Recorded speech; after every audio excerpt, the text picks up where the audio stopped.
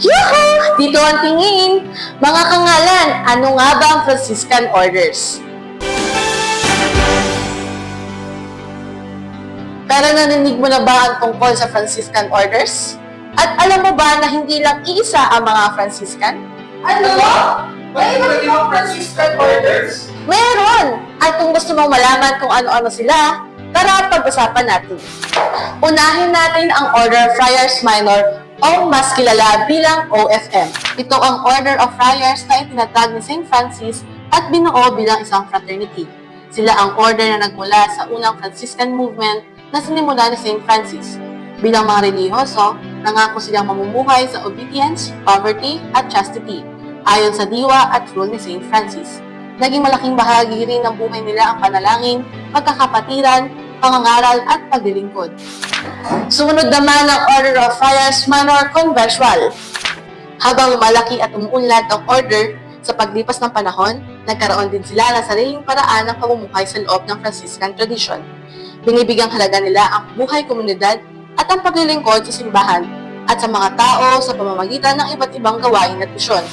At syempre, nandyan din ang Order of Friars Minor Capuchin. Ang mga Capuchin ay nagmula sa isang Franciscan Reform movement na naghahangad na mas masusing pagbabalik sa simpleng pamumuhay at sa diwa ng rule ni St. Francis.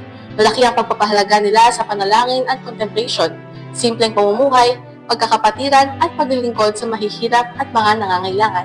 Siguro iniisip mo ngayon, so tatlo lang? So, there's actually more!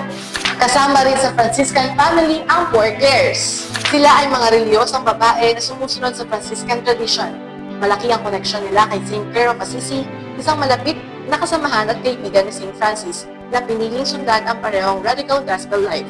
Sa halip na maging friars, ang Poor Clares ay namuhay bilang isang women's contemplative religious community na nakasentro sa panalangin at sa kanilang Franciscan way of life. At hindi rin natin pwedeng kalimutan ang Secular Franciscan Order o OFS. And this is the exciting part. Hindi mo kailangan maging friar o madre para maging bahagi ng Franciscan tradition.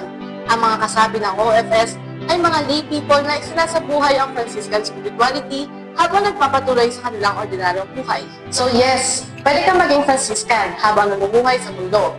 Pero teka, kung magkakaiba sila ng communities at paraan ng pamumuhay, ano ang pagkakapareho sa kanila? Simple lang. Sa iba't ibang paraan, lahat sila ay inspired sa halimbawa ni St. Francis. Kaya kahit magkakaiba man ang kanilang paraan ng pamumuhay, iisa pa rin ang ugat, ang patuloy na paglilingkod sa Kanya. Ngayon, alam mo na! Abangan namin kayo sa susunod na episode ng Akangalan.